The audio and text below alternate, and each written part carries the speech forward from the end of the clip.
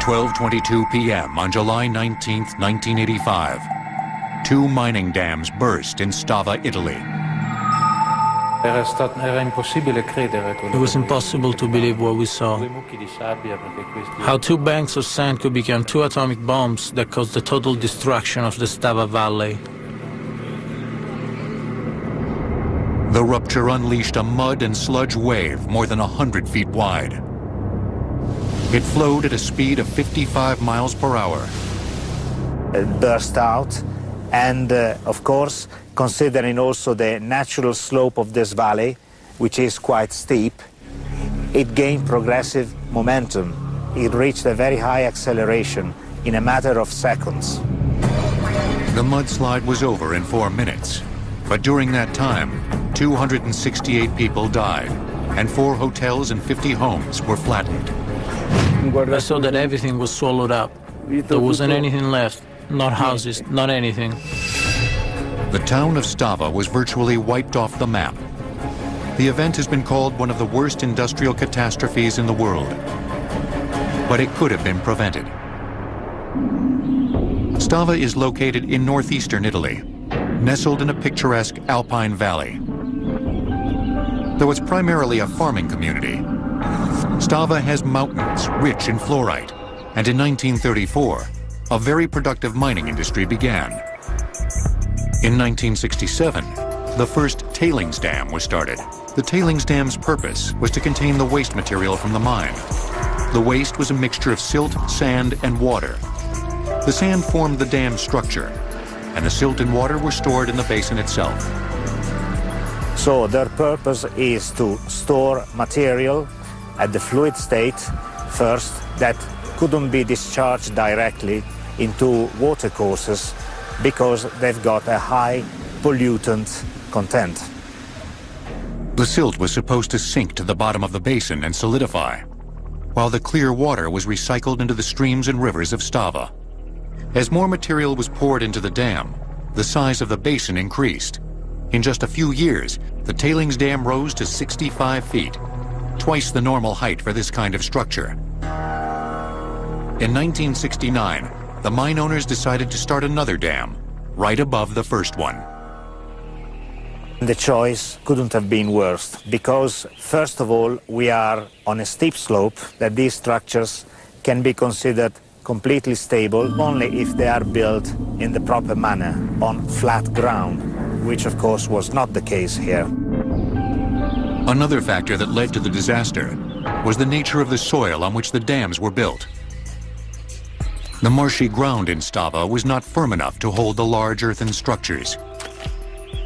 Just walking along the slope, you see that the ground is soggy, it gives way, it's always saturated with water, and you can actually see springs coming out from the ground. Over the next 6 years, the two tailings dams grew to more than 165 feet. Local residents became alarmed, and in 1975, they called upon city authorities to inspect the dams and determine their stability. The thing was done by an engineer that was appointed by the company itself that ran the mine. So, of course, his judgment couldn't really be considered objective. This man, when he saw this structure, he says, it's a miracle that they haven't already collapsed. The engineer suggested that a test be done to determine the firmness of the soil. The test would have cost approximately $13,000. And the direction of the mine said, that is too much money just for this. We'll do it in a more simple way. That is, getting an iron bar and pushing it through the soil and test like this manually if the soil was more or less firm. Of course, a test like this is ridiculous. In fact, because of the marshy nature of the soil, the silt in the basins had not drained properly, becoming heavier and putting more pressure on the outer structure of the upper basin. On July 19, 1985, the upper dam suddenly collapsed down into the lower basin, which burst with an earth-shaking force.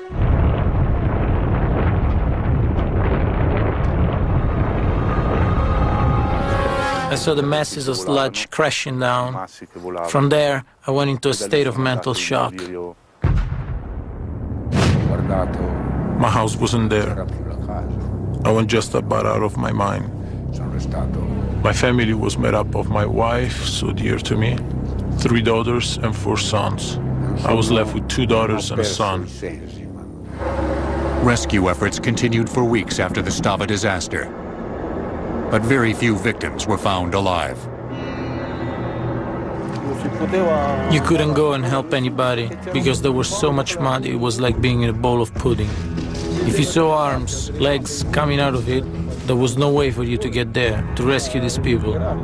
I remember that the first person I rescued was a child, who I remember to this day. In the official court proceedings, 10 people involved in the construction, management, and monitoring of the upper basin were found guilty of causing the disaster through negligence and incompetence.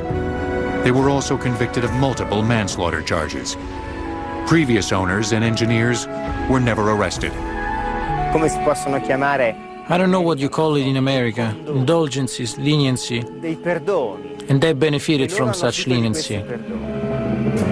The court-imposed fine exceeded $131 million, well over the $13,000 expense that might have prevented this disaster 10 years before. So, greed, negligence, superficiality, speculation were the main aspects of behavior of the people that caused this disaster.